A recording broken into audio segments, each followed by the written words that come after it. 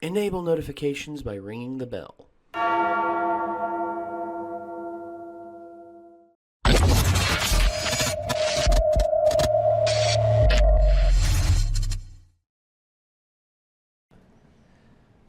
You mean or just the goat noise?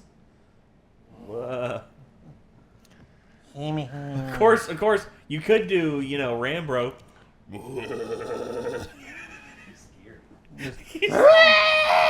Well, no, you literally hear Rambro, bray. It's just like, He's scary. All right, so here we go. The BlacKkKlansman. Sorry. That just doesn't sound good. I know.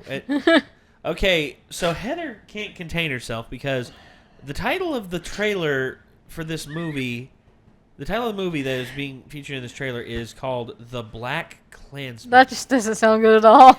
And here's the kicker. It is being directed by Spike Lee. Oh no. Who is a director, to say the least. It stars Topher Grace and Adam Driver. I don't know any of these names. Adam Driver is... Topher Grace was Eddie Brock in Spider-Man 3. Venom.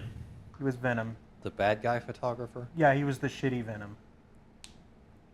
You watched Spider-Man 3, right? Okay, so Good. yeah, that... I was told not to. Good. Okay. Good. Okay. Well, anyway. You saw that dunk view of it. Yeah. About how Spider-Man 3 was the greatest movie ever made. It's making a masterpiece. Yeah. So, yeah, Topher Grace is Eddie Brock in that. Okay. So, okay. Adam Driver is basically just Micah. Yeah, effectively. Look at Micah. That's pretty much Adam Driver. And shave off the beard. And actually, I think in this one he does have the beard. He might. So, fun fact, just, we're going to get a little inside baseball here. We just watched the trailer for The Happy Time Murders. And now we're watching this. I wish we hadn't. People have been requesting for us to watch this like crazy. Yeah, they won't shut up about it. And I figured to just, So let's shut them up. Yeah, here we go. They shut us up. This is the BlacKkKlansman trailer. Let's see know what the it's all about. I read an article about this.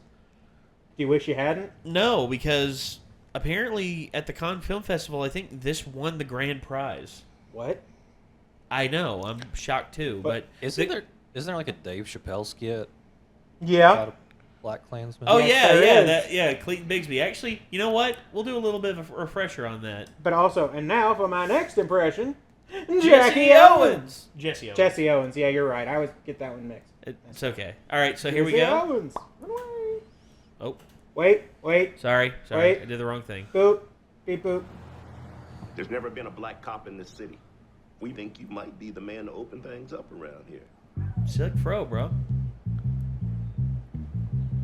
It's a good fro. Yeah.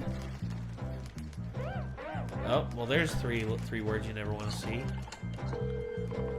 Hello, this is Ron Stallworth calling. Well, who am I speaking with? This is David Duke, Grand Wizard of the Ku Klux Klan. That David Duke? God, last time I checked. What can I do for? Well, since you asked, I hate blacks. I hate Jews, Mexicans and Irish, Italians and Chinese. But my mouth to God's ears, I really hate those black rats.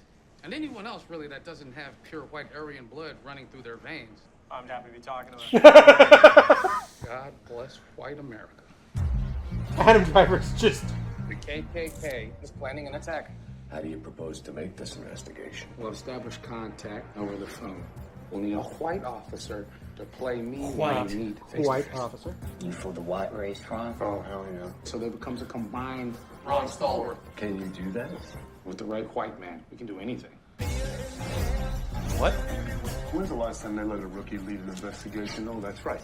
Never. Okay, become his friend. Let's get invited back. So what kind of stuff you guys do?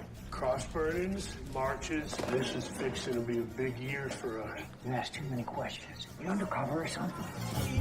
Michael Biehn, what are you doing? Jordan Peele is producing. For the liberation of black people? Power to the people. All power to all the people. That's right, sister. For you, it's a crusade. For me, it's a job. You're Jewish. That hatred, doesn't that piss you off? You're taking this Jew lie detector test. Why are you acting like you ain't got skin in the game? I'm telling you, the wars are coming. Yeah, between the smart and the stupid. Knights of the Ku Klux Klan. That's us. Stalwart brothers. Stalwart brothers. We're on a roll, baby. America first. America first. America first. If I would have known this was a Klan meeting, I wouldn't have taken this mother. I'm there with you, man. Jesus. Huh. Okay, Spike Lee, ladies and gentlemen. I mean, that sure is a Spike Lee movie. Oh, yeah. Well, okay. Here's the thing. Spike Lee, for a time, was considered to be one of the best indie directors out there because of such films as Do the Right Thing, which I don't know if you all have ever seen that.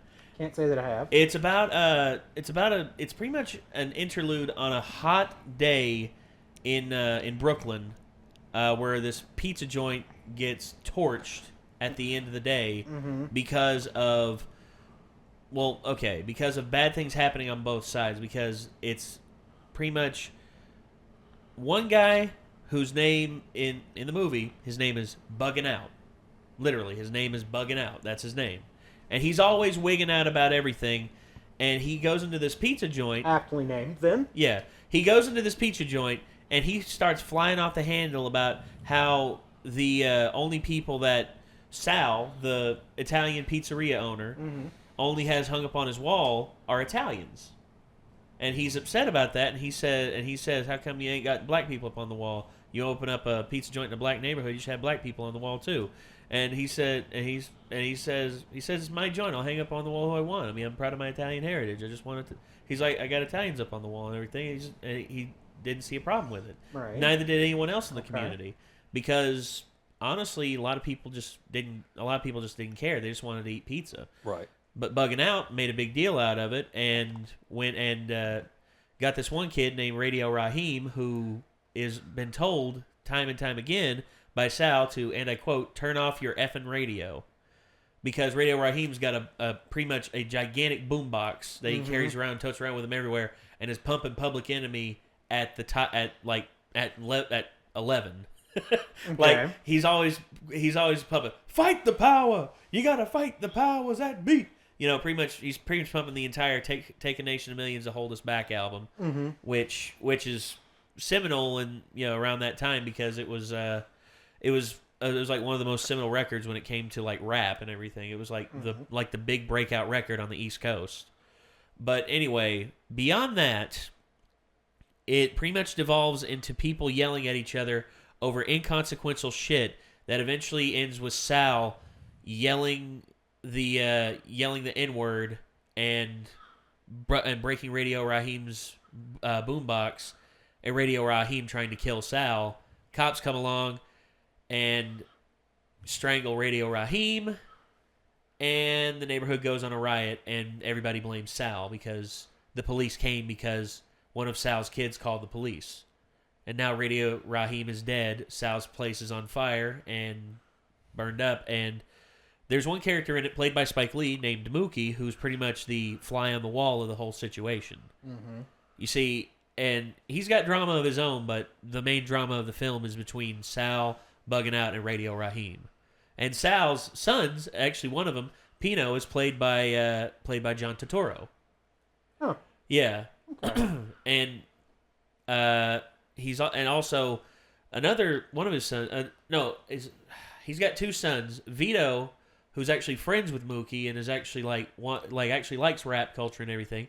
And then Pino, played by John Turturro. John Turturro is actually a all out racist against most of the black folks in the community. Except here's the thing: his favorite basketball player, Magic Johnson, his favorite actor, Eddie Murphy, and his favorite musician. Well, there's actually a bit of a dialogue between him and Mookie about it. Mookie says it's Prince, but Pino swears up and down that Bruce Springsteen. But it's just like he's like, you're a Prince fan all along. He's like, yeah, I am, but I prefer Bruce over Prince. And he's like, Pino, all you talk about is N-word this and N-word that, but yet all your favorite people are so-called N-words. And Pino's just like, yeah, but Eddie, Magic, Prince, they're not black. Let me explain myself. And he couldn't explain himself on why that was. And eventually. So this is a Spike Lee movie that was well received. Very well received. It's a lot of people considered it his best work. Was it one of his earlier? Oh, it was early. It was one of his big breakout ones. Okay. It was early because I looked at his thing, His filmography. and I sure did not recognize any of them. But there So they're was saying one Spike that Lee was movies are interesting. Not generally well received. Ever since around the mid '90s, Spike Lee has I honestly sort of don't know because I can't. Spike really Lee has say I sort know of who gone. Spike Lee is. Spike Lee, instead of like trying to make something that has mainstream appeal and can appeal to a larger audience, he's sort of fallen more into the art house style. Whereas he tried to make fine. No, it is fine. Yeah. And I've seen some of his films when he's from this era, and some of them are actually pretty good. Like Red Hook Summer, I thought actually it was really good. But then he tried to make a mainstream movie called Miracle at Santa Ana. Mm-hmm. And it was not very well received, and it was seen as like historical revisionism for the sake of storytelling. Even though the story itself would have been great as is, Spike Lee made changes that pissed off a lot of people. But hey, he stood by it, and I watched it. I don't think it's that bad. But you see, there's a lot of stuff that Spike Lee's done that has like struck a chord with people. BlacKkKlansman is a lot of people are saying that this is Spike Lee's like big return into like more mainstream stuff because he's actually using like bigger name actors like Adam Driver, Topher Grace, and he's trying to like he's trying to speak in the modern day lexicon because a lot of people feel like his way of filmmaking is irrelevant given that he hasn't made one that speaks about race. Actually, I will take it back. Another one he did more recently, Chirac. It was you all have heard of Lysistrata, right? The story Lysistrata? Yes. It rings a bell, yeah. Yeah, Lysistrata, it's about the women of Sparta and the women of Athens pretty much say no to their husbands giving them sex and it pretty much ends the war. And it's pretty much the same story, but instead it's set in Chicago, and all the women pretty much do the same thing, and I didn't watch it, but I got the main gist of it. But it was well received, and actually Spike Lee was in the running to direct the Black Panther movie, which if he'd have directed it, I think it'd have been a lot different. Considering some of the plots I'm reading right now, for example, The Sweet Blood of Jesus was a 2014 American horror film.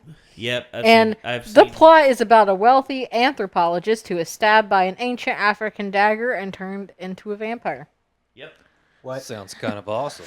Like I said, he's gone art house, so like ever since like the mid '90s, and he's not really been like beholden to any studio. He just kind of makes films as he wants them. Kind of like how Robert Rodriguez is. Okay. Yeah, and whenever a studio comes along that's interested in it, wants to like give it a wide release, he entertains the idea. He's not against it. Like if there's something that's got mainstream appeal, he's all about it. But he doesn't like make films strictly designed for mainstream appeal. Yeah, and that's one reason why I respect him. It's just like Samuel L. Jackson has been in a lot of Spike Lee films, and Sam Jackson's been in a lot of Quentin Tarantino films. Now, some of Quentin Tarantino's films, there is sometimes excessive use of a certain epithet that, well, Spike Lee has actually called out Quentin Tarantino over and said, "Why do you have to use it so much?" And even Sam Jackson came to Quentin Tarantino's defense and said, "Hey, Quentin Tarantino's using it in his way, and none of us really find it offensive." Spike Lee, but you see, and Spike Lee eventually, I think, buried the hatchet with Quentin Tarantino, but he's an interesting cat. He's an interesting filmmaker. It's an interesting phrase, bury the hatchet, because every time I hear it, I imagine, burying the hatchet directly into someone's forehead. Yeah. Which is not the way it's supposed to be used. Well, but originally it was a Native American thing. You buried the hatchet into your totem pole to signify you were at war. And whenever you were finished with that war, you would take the hatchet out, and that would be the end of it. Wait, so you dig up the hatchet? No, you bury the hatchet into the totem pole. Oh, okay. You pretty much to signify war. To signify war, and whenever the war is over, you take it out. Because so then we say bury the hatchet to get past our problems, right? Yeah. Yes. So we're using it wrong? Well, yeah. I mean, hell, when people say I've lost my train of thought, how the hell do you lose a train? I always say my train of thought derailed, because it makes more sense. you just looked up Quentin Tarantino, and now you have that weird I didn't know awkward- he was from Knoxville. We told you that. He's from Knoxville. He has Born a in reference Knoxville. to Tennessee every single one of his movies. And you know we pointed that out during Pulp Fiction. And you know who else was born in Knoxville, Tennessee? Christina Hendricks. Well, we've lost Nate for about a half an I'm hour, good, so I'm good. I'm just fucking around. Could I go take a break? No, I don't need to take a break. he'll be in his bunk. All right. Hey, at least that means you're Jane. You know. I know. Yeah. So, all right, that's gonna do it. This was the BlacKkLansman. So if you're interested in seeing this film, let us know. If you think this is just Spike Lee, in his typical Spike Lee way, trying to make waves, let us know. And I guess until next time, signing off. I'm Nate. I'm Ben. I'm Heather. Micah. And Chico. And we'll see you later. Yeah, we'll see you later, everyone. Peace out.